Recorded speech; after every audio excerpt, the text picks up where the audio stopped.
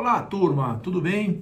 Hoje eu estou passando aqui com esse título provocativo: Se você quer escrever um livro, pergunte-me como. E eu estou dizendo isso porque, claro, eu lancei meu livro recentemente, o produto é bom e é só vender. E esse livro foi uma consagração de uma trajetória aí de mais de 15, quase 20 anos, trabalhando com vendas e consolidando todo o meu conhecimento. E eu digo isso porque certamente você já pensou em lançar um livro, em escrever um livro, mas talvez muitas coisas tenham atrapalhado. E eu queria compartilhar com você como é que eu venci algumas dessas barreiras e até como é que eu peguei alguns atalhos. Então, se você quer saber mais como você pode lançar um livro e gravar um pouco da sua história, compartilhar o seu conhecimento, nós vivemos na era do conhecimento, fica aqui até o final do vídeo para a gente poder conversar um pouquinho sobre isso. Bem, o nome do meu livro é O Produto é Bom e é Só Vender. Mas claro que da ideia dessa frase bastante conhecida no mundo das vendas e a publicação desse livro se passaram alguns anos. Mais precisamente 5 ou 6 anos se passaram, porque você tem uma ideia, tem um ímpeto e vai começar a fazer e etc e tal, e a primeira coisa que surge são os bloqueios de tantas possibilidades. Você fica, vamos dizer assim, embriagado com tantas possibilidades. Eu posso escrever o livro, eu posso colocar aquela outra história que eu vivi numa empresa, etc e tal, mas será que vão gostar? Será que vai ler? Será que vai vender? E aqui vai minha primeira dica. A primeira dica é: liberte-se dos julgamentos. Não é fácil, é claro, mas é uma dica poderosa, porque como é que eu posso escrever pensando se alguém está julgando o que eu vou escrever, sendo que eu ainda nem escrevi, finalizei, revisei e assim por diante. Então, a primeira dica é que você não julgue o que você está escrevendo. A segunda leitura importante é assim, que você consiga desfrutar ao longo do caminho. Então, o processo de construção tem que ser interessante. Isso parece meio gasoso, talvez meio frase de efeito, até mesmo frase de coach, para dizer assim mais claro, mas ao escrever cada palavra, se você puder degustar esse processo, é maravilhoso. Por quê? Porque esse processo é o processo. O livro, ele não vai nascer que você vai sentar e vai escrever ele do dia para a noite. Ele vai sendo depurado, digerido, entre uma noite e outra você vai ali tendo novos insights, novas ideias, etc e tal. E o que eu diria é: escreva pelo prazer de escrever, pelo prazer de transferir o conhecimento que você adquiriu, que você teve um esforço, um capital intelectual e adquiriu. A terceira dica que eu daria é o seguinte, que você pare de ler livros enquanto você está escrevendo o seu. Porque senão a comparação fica muito imediata. E aí você começa a não saber mais se aquela ideia é sua ou se é de outro autor. E aí você acaba até se boicotando. Então a minha sugestão é que você pare de ler obras. Recebi essa sugestão num curso de como escrever seu livro que eu fiz uma vez, durante o período que você estiver escrevendo. E talvez se o período que você estiver escrevendo for longo, como foi o meu, você para de ler, escreve um pouquinho, para de ler, escreve um pouquinho. Legal. A quarta dica que eu daria, o quarto item que eu colocaria aqui na lista é: pense num tema central. Então, no meu caso, vendas. E por mais que seja óbvio vendas, qual é o caminho que eu vou seguir? O que eu vou falar de vendas? Se são vendas transacionais, varejo, B2B, etc e tal. O que me facilitou muito nessa jornada, e talvez seja o seu caso, se não for, é um dos caminhos possíveis, é que eu tenho uma palestra, que é a minha palestra mais vendida, que é o Vendedor do Futuro. E essa palestra tem sempre muita aderência, tanto com as diretorias de vendas, diretorias de RH e também a plateia. E como eu fiz essa palestra muitas vezes já, eu tenho um flow desse conhecimento muito leve assim, né? E ela está baseada numa metodologia que eu criei que chama Sales Science Framework. Então veja, eu tinha dois caminhos centrais, uma metodologia de vendas, que é um programa de aceleração de vendas, que chama Sales Science Framework, e eu tinha um outro caminho, que é o caminho das palestras. A palestra já é mais divertido, tem mais história, mais amplo. Mas esses dois temas percorriam, então, essas possibilidades que eu tinha para escrever o livro. Bem, no fim, eu escolhi o flow da palestra, porque eu entendi que já estava validado a forma com que eu transferia a mensagem para um público. E eu pensei, se na plateia funciona, na leitura também funciona. Então essa seria a quarta dica que eu trago para você. A quinta dica que eu traria para você é o seguinte, e essa talvez seja uma das mais importantes. Não se preocupe com a quantidade de livros que você vai vender. Hoje, muitos contratos que eu analisei até de possíveis editoras, etc e tal, prometem que vão fazer seu livro um best-seller, ou vão vender tantas unidades, etc e tal. Veja, se você já tem uma autoridade, é possível que a sua autoridade vai carregar o livro maior do que qualquer trabalho de assessoria de imprensa.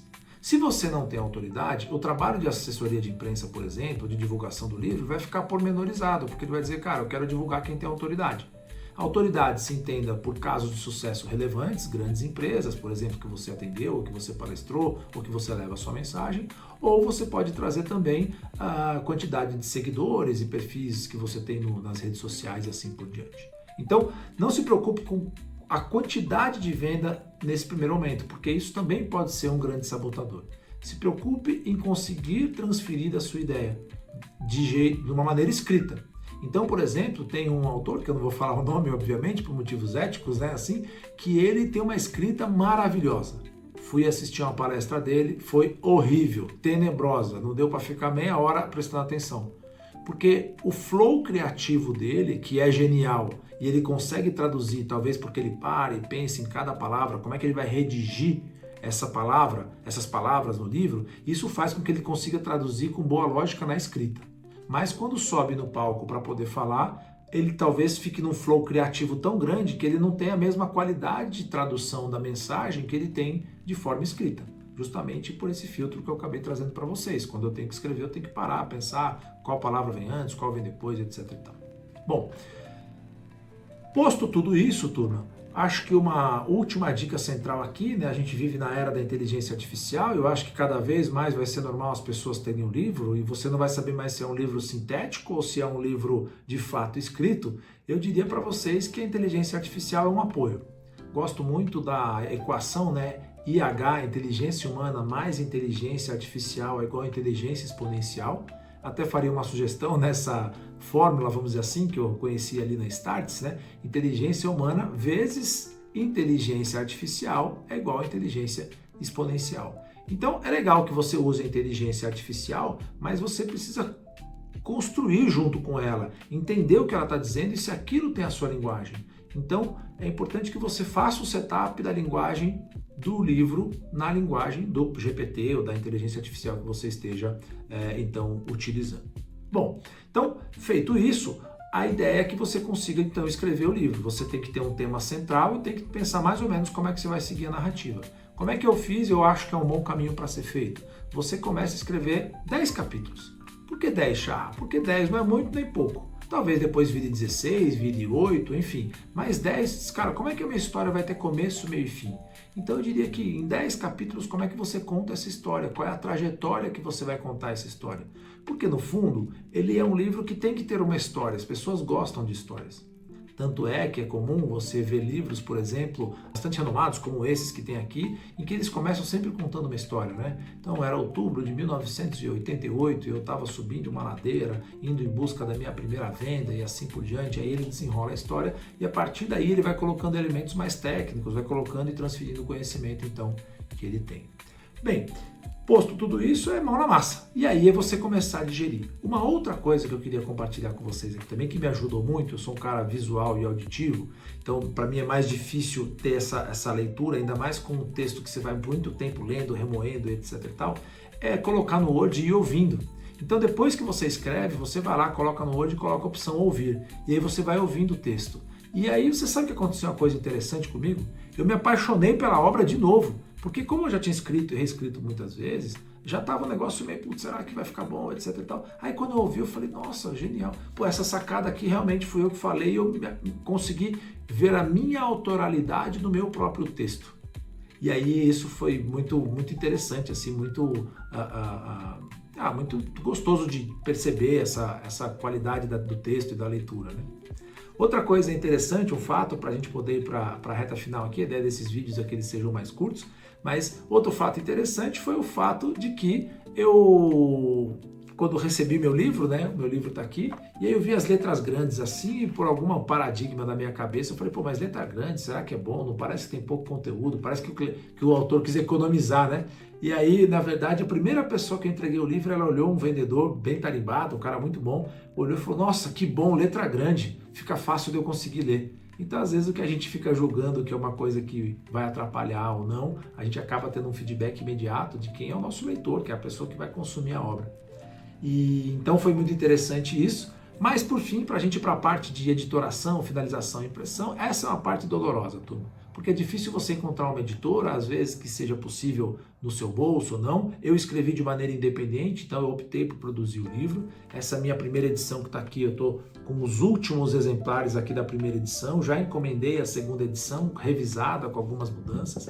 Inclusive, nessa revisão, né, turma, uma coisa importante é que, assim, a gente quando vai publicar o livro fica querendo ser perfeito, etc e tal. Nesse livro, ele tem, não de propósito, mas por uma questão circunstancial, diversos errinhos, uma vírgula, um espaço, uma diagramação que eu queria diferente, etc e tal, mas ele tá aí, tá vivo. É a diferença de quem tem, quem fez e quem não tem, né? Tem uma frase que o ótimo é inimigo do bom, então tá aí. Ou um livro muito bem feito, com muito conteúdo e com a legitimidade de quem se propõe a escrever um livro.